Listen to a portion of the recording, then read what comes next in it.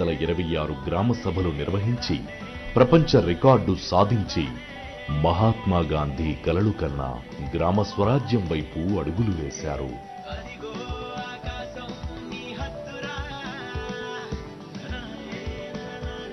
October 14న పల్లె పండుగ కార్యక్రమం ద్వారా 4,500 కోట్ల నిధులతో 30,000 పనులను ప్రారంభించి 95% పనులు పూర్తి చేశారు.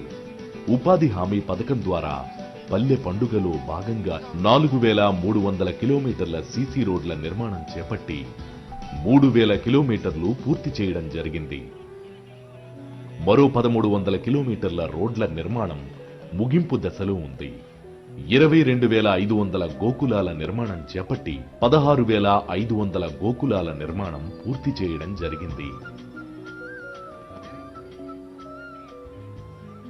అలాగే వీటితో పాటు 136.85 కిలోమీటర్ల బీటీ రోడ్లు, 7,500 వ్యవసాయ చెరువులు, 66,000 ఎకరాల ఉద్యానవన పంటలు రాష్ట్రీయ గ్రామ స్వరాజ్ అభియాన్లో గత ప్రభుత్వ హయాంలో 24వ స్థానంలో ఉన్న ఆంధ్రప్రదేశ్ 6 నెలల ఎన్డీఏ కూటమి ప్రభుత్వ పాలనలో 2వ స్థానానికి చేరింది. దశాబ్దాలుగా రోడ్లు లేకుండా డోలీలపై ఆధారపడి బ్రతుకుతున్న గిరిజన ప్రాంతాల్లో నివసించే ప్రజలకు ఉపశమనం కలిగిస్తూ రోడ్ల నిర్మాణం చేపట్టడం జరిగింది. గ్రామీణ నీటి సరఫరా విభాగం ఆధ్వర్యంలో చేపట్టిన జలజీవన్ మిషన్ పథకాన్ని రాష్ట్రంలో బలంగా అమలు చేస్తూ ప్రతి ఇంటికి మంచినీటి కనెక్షన్, ప్రతి ఒక్కరికి కనీసం రోజుకి 55 లీటర్ల స్వచ్ఛమైన రక్షిత త్రాగునీరు అందించేందుకు అమృతధార పేరున నూతన కార్యక్రమానికి శ్రీకారం చుట్టడం జరిగింది. ఇందులో భాగంగా 70,000 కోట్ల పనులు చేపట్టేందుకు ప్రణాళిక సిద్ధం చేసి కేంద్రానికి పంపడం జరిగింది. వచ్చే ఆర్థిక సంవత్సరంలో ఆ పథకం అమలు కొరకు రాష్ట్ర బడ్జెట్లో ఎన్నడూ లేని విధంగా 2,800 కోట్లు వెచ్చించడం జరిగింది. నూతన ప్రభుత్వం ఏర్పడిన నాటి నుండి ఇప్పటి వరకు 600 కోట్ల రూపాయల నిధులు త్రాగునీటి సరఫరా మెరుగుపరిచేందుకు వెచ్చించడం జరిగింది.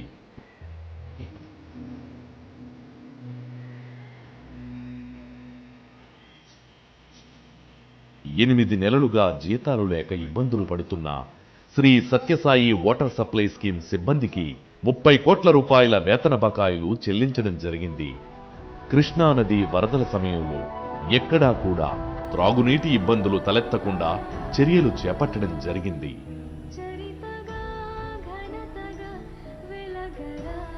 శాఖ చేపట్టిన అభివృద్ధి కార్యక్రమాల వివరాలు.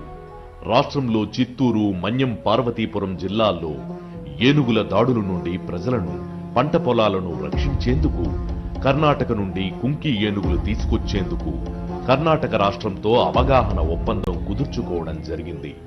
ఈ అంగీకారంలో భాగంగా ఎర్రచందనం అక్రమ రవాణా అరికట్టేందుకు ఇరు రాష్ట్రాలు సంయుక్తంగా పోరాటం చేయాలని నిర్ణయించడం జరిగింది.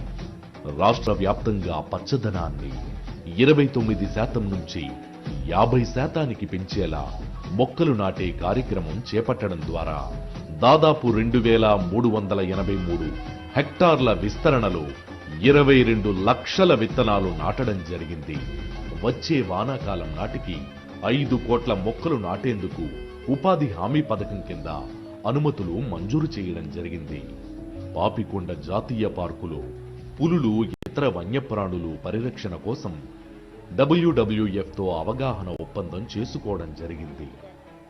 రాష్ట్ర వ్యాప్తంగా కేంద్ర సహకారంతో 20 కొత్త నగర వనాలు ఏర్పాటు చేసేందుకు, పట్టణాల్లో పచ్చదనంతో పాటుగా ఆహ్లాదం పెంచేందుకు చర్యలు చేపట్టారు.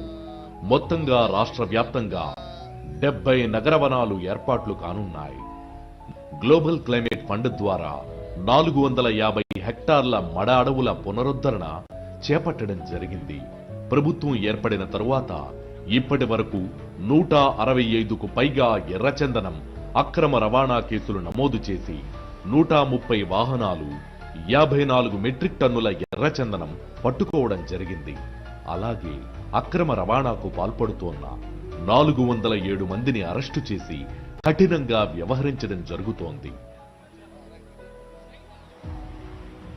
ఆంధ్రప్రదేశ్ రాష్ట్ర సుదీర్ఘ తీర ప్రాంత పరిరక్షణ కోసం సమగ్ర ప్రణాళిక రూపొందిస్తూ కాకినాడ జిల్లాలోని ఉప్పాడ బీచ్ను అభివృద్ధి చేసేందుకు డిపిఆర్ సిద్ధం చేయడం జరిగింది. సైన్స్ అండ్ టెక్నాలజీ విభాగం విద్యార్థులకు స్కూల్ దశ నుండే సైన్స్ పట్ల ఆసక్తి కలిగించేలా స్పేస్ కిడ్స్ ఇండియా సంస్థ ప్రతినిధులతో చర్చించి ప్రణాళిక సిద్ధం చేశారు.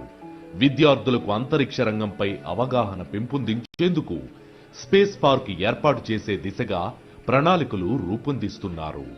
రష్యాకు చెందిన ప్రముఖ వ్యోమగామి శ్రీ సెర్గీ కోర్సాకోవ్తో రాష్ట్రంలో చేపట్టబోయే కొన్ని కీలక అంశాలపై చర్చించారు.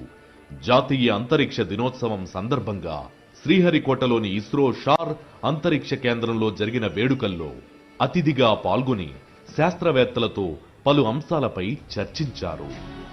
ఇలా ఎంతో సమర్థవంతంగా నిర్వహిస్తూ రాష్ట్ర ప్రజల శ్రేయస్సే తన లక్ష్యంగా అహర్నిశలు శ్రమిస్తోన్న మన జనసేనాని ఆంధ్రప్రదేశ్ రాష్ట్ర ఉప ముఖ్యమంత్రి వర్యులు శ్రీ కొణిదెల పవన్ కళ్యాణ్ గారి ప్రస్థానం మనకు ఎంతో గర్వకారణం. థ్యాంక్ యూ అండి. తదుపరి కార్యక్రమం సాంస్కృతిక కార్యక్రమం mallakhamb from stage two mallakhamb from stage two please. మరి మన మధ్య ఉన్నటువంటి మల్కం మహారాష్ట్ర మానవీ కళాతాండ సాంస్కృతిక ప్రదర్శన అందించడానికి మన మధ్యకు విచ్చేశారు కళాకారులు. సంస్కృతి సాంప్రదాయాల మేళవింపు మన భారతదేశం. అలాంటి భారతదేశంలో ఉన్న కళలన్నింటినీ ఒక్క చోటకి చేర్చింది మన జనసేన 12వ ఆవిర్భావ సభ.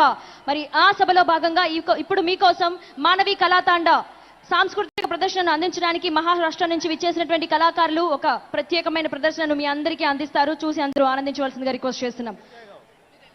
Song please.